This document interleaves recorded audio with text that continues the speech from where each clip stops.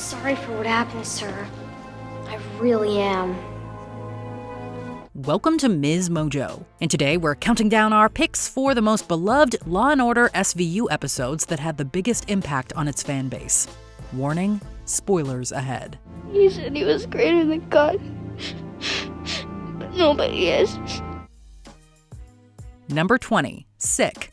Some of the hardest-hitting SVU episodes reveal the complexities of the legal system, and this one is no exception. Here, justice is served, but not in the way we hope. When billionaire Billy Tripley's indecent behavior toward young victim JJ comes to light, he's arrested and interrogated by the police. You're just loving them, right? Yes, but not in the sick way you're thinking. I don't think that way. There's nothing more natural and more beautiful than loving a child. You're sick. However, after a second set of allegations are ultimately revealed to be false, Billy manages to escape accountability. The episode offers an insightful look into how the law can be manipulated, and also highlights corruption and bad parenting, as JJ's parents prioritize Billy's hush money over their son's well-being. By the end, you'll likely feel angry and frustrated, a testament to how true to life the story is. I've been vindicated, but the real winners are the children. One of these kids is gonna be his next victim. It's sick. Number 19, Identity. After a botched circumcision in infancy, Lindsay, who was born male, was subsequently raised female by their parents. Lindsay doesn't find out about this until much later, and the revelation upends their life, leading them to revert back to their original genetic gender. It also brings to light the horrible treatment that both Lindsay and twin brother Logan endured at the hands of their therapist, Dr. Blair. It was important to differentiate their gender roles. Hers had to be learned. But there was nothing wrong with Logan. Why was he there? He had to be there. They're identical twins, which makes him the perfect experimental control. But before Blair can be held accountable by the legal system, one of the siblings takes justice into their own hands. Identity examines the ugly side of unchecked power, highlighting how Blair's toxic influence ruined the lives of the siblings and their parents, and ultimately led to his own demise. He's only answering to Luke now. We've been grilling them for hours. Their stores are locked. I went to a movie together. They got the ticket stubs to prove it. Double feature. Alibi's one of them through the time of the murder. Number 18, Undercover. Sexual assault is a difficult topic to address, but it's always important to raise awareness about it. SVU tackles this in Undercover by having Olivia pose as a prison inmate to catch the perpetrator. Let me give you some advice, hon. Don't mouth off to the officers. They don't mess around. That's exactly what he was doing. Yeah, well, you're lucky. He could have done a lot worse. The episode looks into mistreatment from authority figures, as a prison guard is revealed to be the guilty party. Despite the constraints of network TV, Undercover makes for uncomfortable viewing, complete with prison brutality and extreme harassment. Even the usually tough and gritty Olivia finds herself buckling under pressure, as the storyline captures the helplessness any person might experience in such a situation. Fortunately, the episode delivers a satisfying conclusion, with the antagonist getting his due punishment and then some. He's gonna get his own cell soon. I got nothing to say to you. Talk to my lawyer. You first. You're gonna need him. Warden. Get him out of my prison. Number 17, Hot House. After so many years on the air, some fans might think they've got Law & Order figured out. However, episodes like Hot House prove that's far from the case. Here, the circumstances behind a young victim's death stump the team. The more they investigate, the further they go down the rabbit hole. What initially appears to be a trafficking case turns into a disturbing tale of peer pressure and parental maltreatment. It was one of my dad's pedagogical techniques. 2 lines are perpendicular if and only if the product of their slope is a negative one! Hot House might go around in circles, but it keeps us invested throughout. Like other high-impact episodes, this one divides viewers between sympathizing with the antagonist and wanting to see them face justice. An insanity plea? That's the last stop for every hack lawyer too stupid or lazy to prepare a credible defense. But if the facts support it, it's a winner. Your girl missed a nap. That doesn't justify murder. Though the resolution isn't the most fulfilling, it effectively shows that sometimes, cases like these are never simply black and white. Number 16, Alternate. Crime fiction has long been fascinated by the topic of multiple personalities, whether on TV or in films like Primal Fear. Law & Order SVU explores this concept in Alternate, where a woman named Janice Donovan becomes the primary suspect in the murder of her own parents. Things get complicated after she displays signs of dissociative identity disorder, making it difficult to hold her accountable. Dory, we need to talk. I know. It's really crazy, huh? For most of the episode, viewers are led to sympathize with Janice and her sister until everything is suddenly flipped on its head by the end. Alternate shows that a narrative structure like this is always gripping, as the twist allows fans to revisit the entire episode, amplifying its impact and replay value. I was good, wasn't I? Janice, caught you in my web. I'm starting to feel integrated. I guess I'll be getting out of here pretty soon. Shut up, Janice. It's okay, Cass. Double jeopardy's attached. There's nothing they can do to me. Number 15, Authority. The court can find you a lawyer. Oh, some court-appointed hack. A mouthpiece who will sleepwalk through a trial, a client who won't make him rich or won't have the book rights for it? No, thank you. Thank you. Who doesn't love Robin Williams? Probably anyone who's only seen him on SVU. In the aughts, the actor took on darker roles, like in Insomnia and the SVU episode Authority. Williams' character, Merritt Rook, deliberately breaks the law, driven by a deep-seated hatred for authority figures. As the episode progresses, Rook's crimes escalate, each being more intense than the last. I'm in charge now. So sit down and listen. Sit down! As with any other Law & Order antagonist, Rook's backstory reveals a complex reason for his actions, adding a human element to the character. Despite the compelling backstory, his face-off with Stabler and Benson still has us firmly rooting for the heroes. Williams lives up to his A-list reputation here, playing a villain who is both detestable and deeply nuanced. Number 14, Scavenger. Stakes are inevitably raised when it's a race against time. This fast-paced, adrenaline-pumping episode has the team scavenging for clues to save the victim. The plot later transitions from the protagonist's attempt to beat the clock into a battle of wits against the villain. I needed a place to sleep. You people were all over my apartment. I figured this spot was as good as any, now that it's, vacant. This episode encourages viewers to crack the many codes the villain lays out, making it a perfect match for those who enjoy a mental challenge.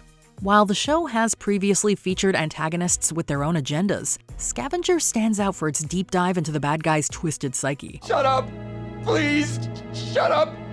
Don't you ever shut up! Don't you ever shut up! It's also a refreshing change of pace from the show's usual format, serving as a fresh take on the Law & Order formula. Number 13, Demons. The show is notorious for fooling audiences with the real villain's identity, yet it sometimes opts for the obvious choice. In this instance, it's not a matter of who the antagonist is, but when he'll strike. Stabler goes undercover to confirm his suspicions of Ray Schenkel, a recently released sexual predator. I'll get him to talk to me. Ray had a partner before, he needs one now. I'm it. I promise I'll stop him before he hits again. As expected, Schenkel has less than noble intentions, leaving it up to Stabler to figure out how to rescue his latest victim. Demons is another episode that goes all in with its heavy content, showing us how some criminals are beyond redemption. At the same time, it also sheds light on good people like Stabler who refuse to let evil have its way. Okay. He needs a doctor, though. Number 12, Slaves.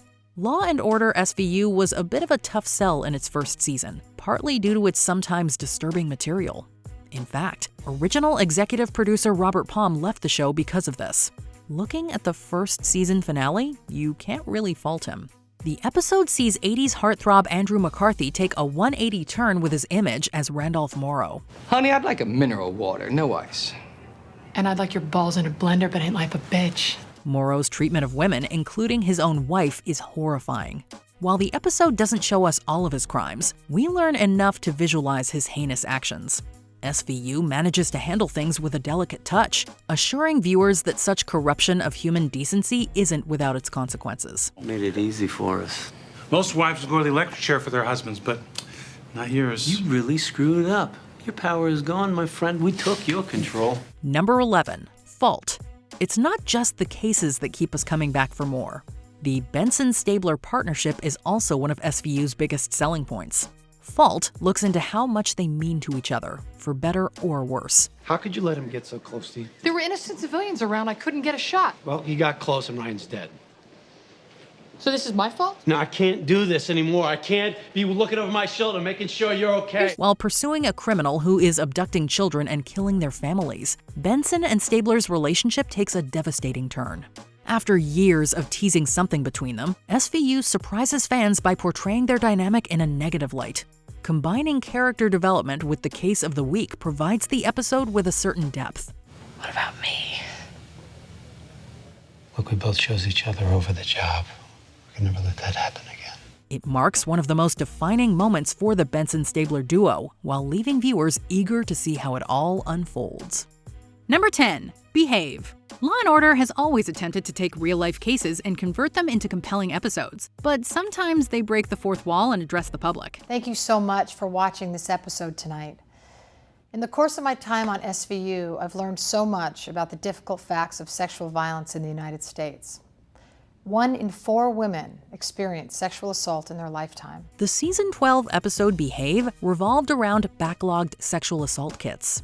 After the episode, Mariska Hargitay, also known as Detective Olivia Benson, and her co-stars took a few minutes to discuss this issue with viewers. Her plea to national law enforcement and criminal justice systems is heartbreakingly sincere, and it left many sitting in stunned silence. I was shocked that something like this could exist in the United States.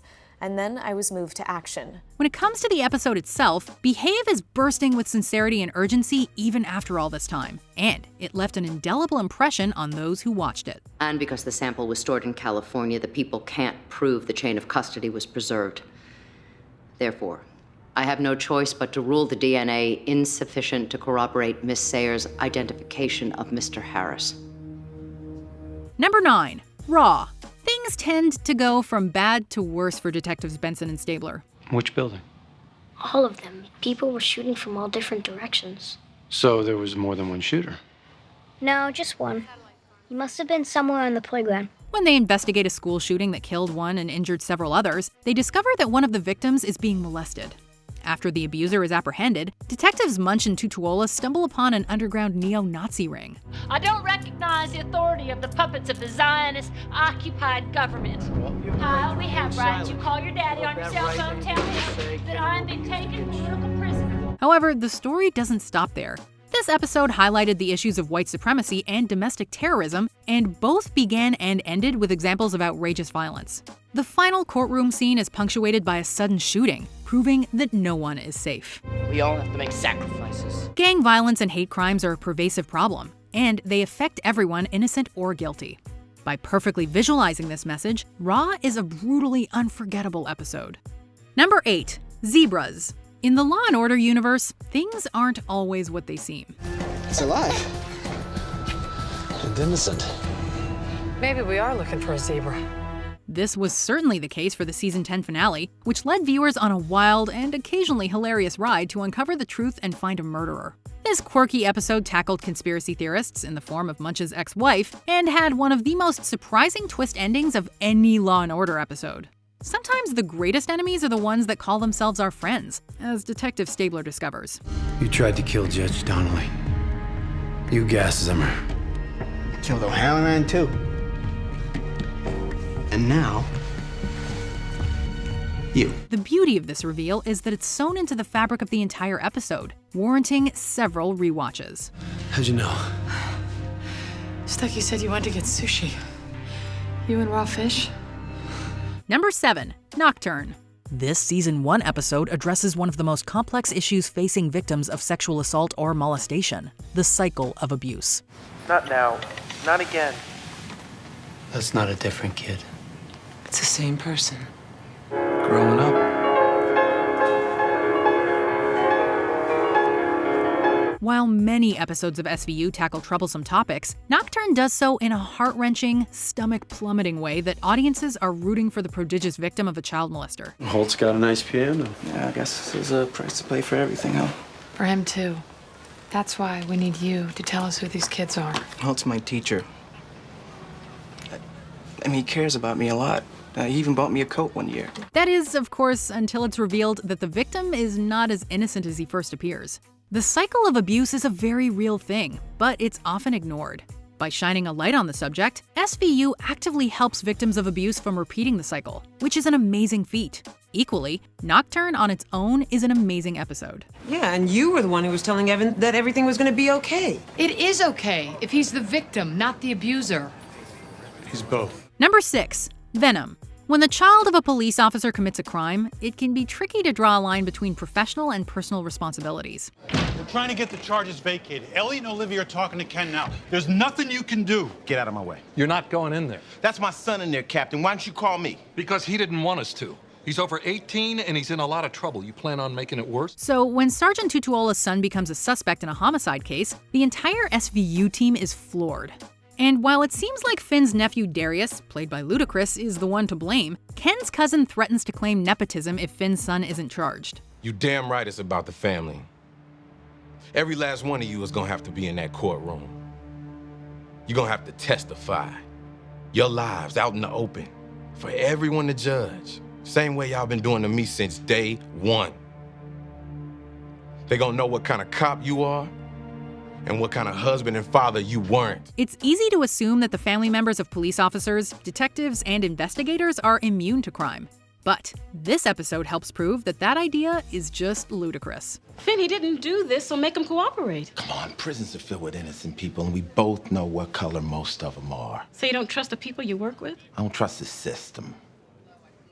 Not completely. Number 5. Pixies. Several episodes of Law & Order SVU are based on true stories, and Pixies focuses on the very real pressure young gymnasts endure while working towards Olympic gold. Squeeze your legs together. Again! You want to be champion, you must accept nothing less than perfection. My ankle! Pain is the price of glory. And while it's easy to blame adults, especially those that have creepy intentions, it's sometimes better to look a little deeper. Do you know a guy named Kyle Hubert? You know him? He'd always staring at us. You ever give you presents? Sometimes, like a new outfit or a gym bag. Or this one time he gave me body lotion. He told me to think of him when I used it. Children training to take part in an Olympic sport are encouraged to be competitive, sometimes to a fault. But this SVU episode does a brilliant job of exposing why that's not necessarily a great thing to instill in young athletes, showing that some competitors may be willing to kill for their chance at a moment in the spotlight. Number 4. Charisma. Cults can ruin lives, and not just the lives of willing adults. Often, cults focus on children as a means of continuing their teachings and keeping adults from leaving. It's over now. You tell me where's Melanie? Safe with our Father now. All nations rightly give him praise. In Charisma, one particularly slimy cult leader marries and impregnates a girl named Melanie. As awful as that sounds, it actually gets worse when the doctor reveals something to Detective Benson. She say who the father is? No, this isn't the first time she's been pregnant. Scarring suggests she's delivered before. You find her parents? Refuses to tell us where they are. Only says her first name is Melanie, and she's 12 and a half years old. This heartbreaking episode reveals how cult leaders can take over the lives of seemingly well-to-do people, brainwashing them into acting irrationally. It's difficult to watch despite its powerful message. Even Detective Benson struggles to handle her feelings after this case. This was an extremely traumatic event, Liv. The grief that you're feeling is completely natural. I know that. Number 3. Conscience. Many people assume that sociopaths are made and not born, but sometimes this just isn't the case. According to Dr. Wong, sociopathy is a personality disorder and it's not readily treatable. Sociopathy is a personality disorder. A lot of shrinks believe there's no cure. What do you believe? You can't grow a conscience. This episode explores the psyche of Jake O'Hara, a young murderer without a conscience. He murders out of boredom and brags about it, 2 characteristics of sociopaths. He is likely to kill again, prompting the victim's father to take action. I knew the guy was wound too tight. Should have seen it coming. You didn't know Morton would shoot him? We all thought Jake was a victim. While the death of any child is a tragedy, this episode explores the death of a child sociopath, which is a pretty complex topic. Number 2. Mean. Harassment in school is a serious issue that affects the lives of millions of young people every day. Paige Summerby, Brittany O'Malley, Andrea Kent. These are Detectives Benson and Stabler. When vicious online gossip turns violent, the police are required to get involved. This episode premiered in 2004, and unfortunately, its theme and message are still terrifyingly relevant.